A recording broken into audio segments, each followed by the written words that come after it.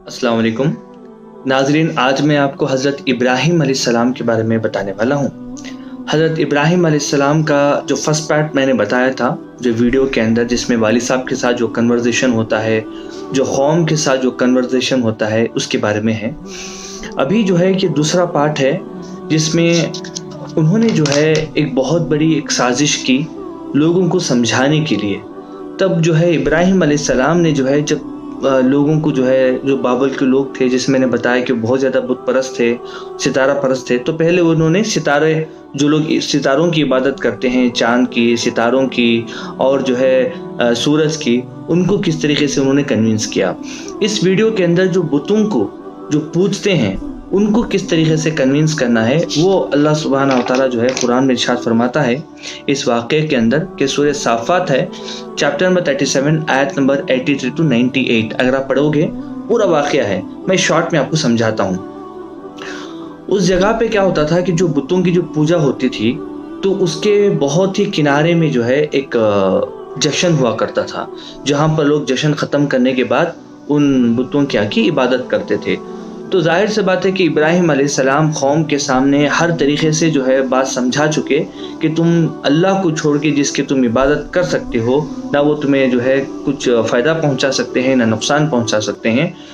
हर चीज़ कहने के बावजूद भी वो लोग अपने बुत परस्ती पे क़ायम रहे। तो फाइनली इन्होंने जो है एक चाल चली कि जो है किस तरीके से कौम को समझाया जाए। तो उन्होंने क्या किया कि जब वो सारे लोग उनको बुलाए कि आप इस जश्न में आ जाइए, तो उन्होंने कहा कि सितारों की तरफ एक नज़र की और कहा कि मैं बीमार हूँ। और उसके बाद जो है वो लोग इब्राहीम अलैहिस्सलाम पेट फेर के जो है चले गए।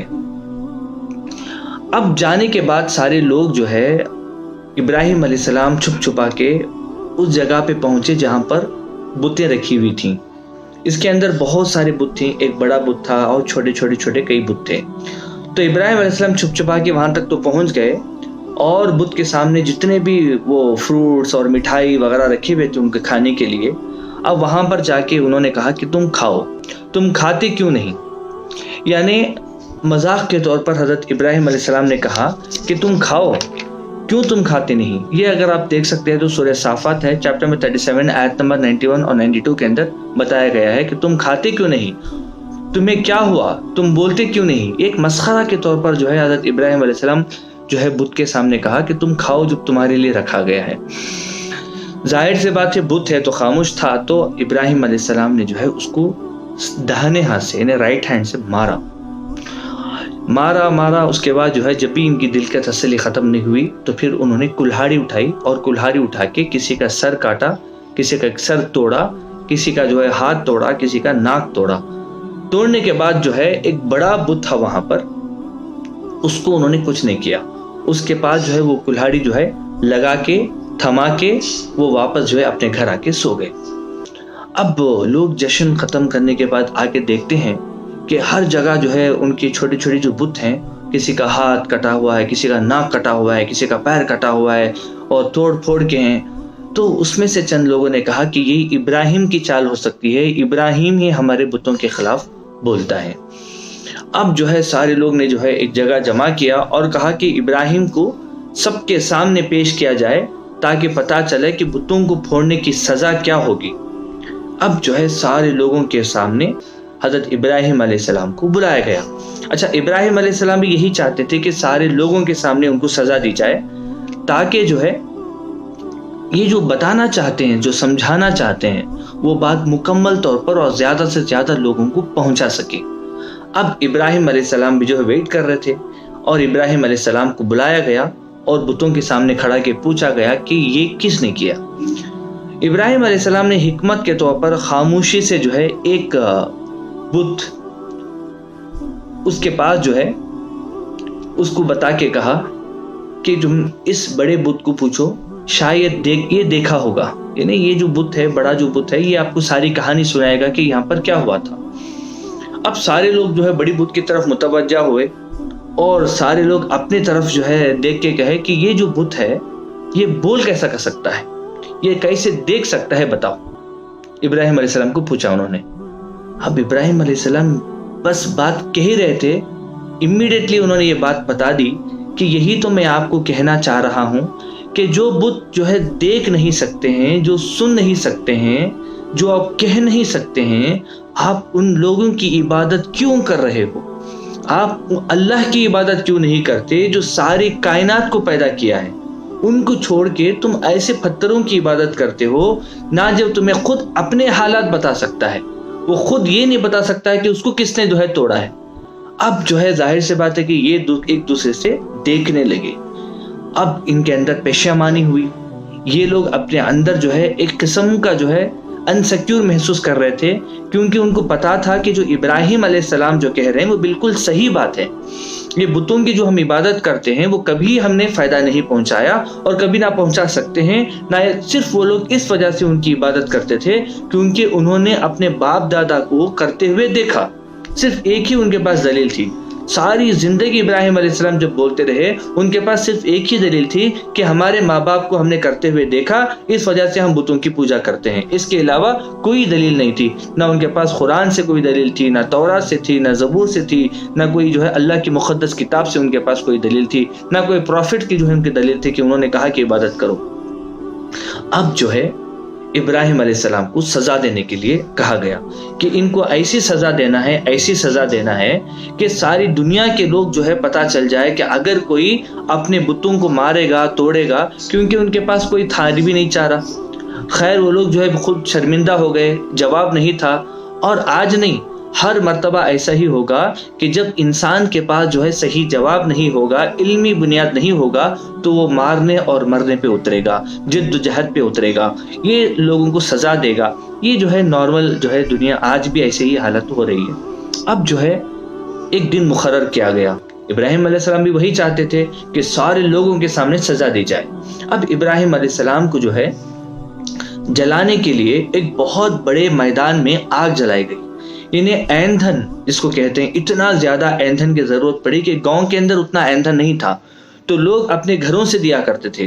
وہ جو ہے کہنے لگے کہ جو ہے ایندھن جو ہے اگر ہماری بیماری اچھی ہو جائے گی یا ہمارے پرابلم سالو ہو جائیں گے تو ہم جو ہے ابراہیم کو جلانے کے لیے اتنا ایندھن دیں گے، یعنی جلنے والی چیزیں۔ تو اس طریقے سے بھی لوگ جو ہے نیاز کر کر کے جو ابراہیم علیہ السلام کو نہیں چاہتے تھے وہ لوگ بھر بھر کے ایندھن دیے۔ اب یہ ایندھن کتنے دن چلتا رہا، جلاتے رہے کہ تاریخ کے اندر آتا ہے کہ اس گاؤں کے لوگ اتنی بڑی جو ہے اونچی آگ کبھی نہیں دیکھے۔